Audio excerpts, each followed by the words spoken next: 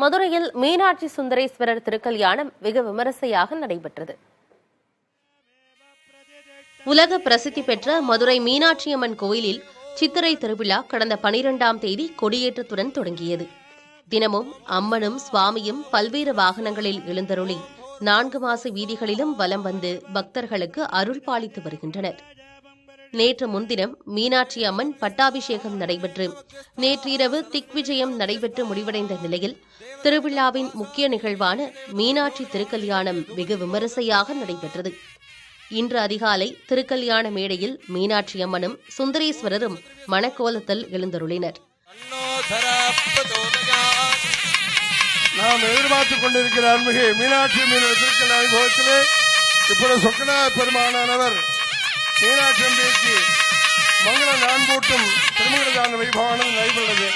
ஓம் சுமங்கலீரியம் மதுர்மாகும் சமேதபத்யதா சௌபாக்யமஸ்தேரத்வாயாதா சந்திவரேதன இமாம் சமீகமேகஸ்வபத்ராகம் சுபகாங்கரே புத்ராநாதகிரே மேகாதயந்திரதே சந்த்வா சிஞ்சாமி யதுஷா பிரஜாமாயுர்தனஞ்ச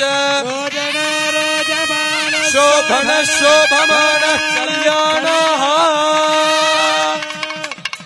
मांगल्य धारण मुहूर्त शुभ मुहूर्त स्थिति भवन्तो महान्तो अनुगृह्णन्तु शुभ मुहूर्तोस्तु. தொடர்ந்து திருப்பரங்குன்ற முருக பெருமானும் பவளக்கனிவாய் பெருமாளும் மேடையில் எழுந்தருளினர்.